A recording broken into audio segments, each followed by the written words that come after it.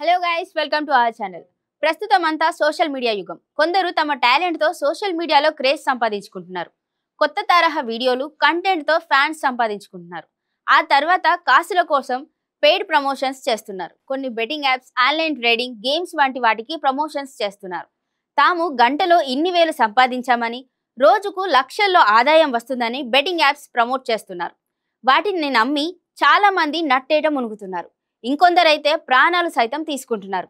Social media ఇన్ఫ్లుయెన్సర్లు వీడియోల్లో చెప్పేదంతా నిజమని గుడ్డిగా నమ్మి సర్వం కోల్పోతున్నారు. ఈ నేపథ్యంలో సోషల్ మీడియా ఇన్ఫ్లుయెన్సర్లకు టీజీఎస్ఆర్టీసీ ఎండీ సజ్జనర్ కీలక సూచనలు చేశారు. మీ స్వలాభం కోసం ప్రజాశ్రేయస్సును విస్మరించడం సరికాదని అన్నారు.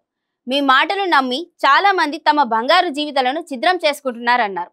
కాసుల కోసం కక్కుర్తిపడి ఇటువంటి యాప్స్ ప్రమోట్ చేయడం సరైంది కాదని ట్వీట్ చేశారు. సోషల్ మీడియా ఇన్ఫ్లుయెన్సర్లారా, కాసులకి కక్కుర్తిపడి ఎంతో మంది ప్రాణాలను బలి తీసుకుంటున్న బెట్టింగ్ యాప్లను ప్రచారం చేయకండి.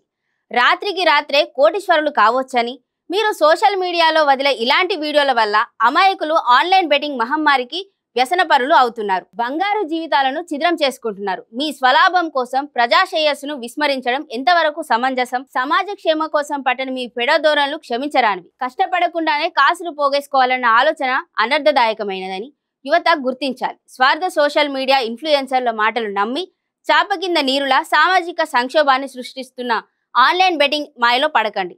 ఇలాంటి సంఘ విద్రోహ శక్తులను దూరంగా ఉంచండి అని సజ్జనర్ ట్వీట్ చేశారు.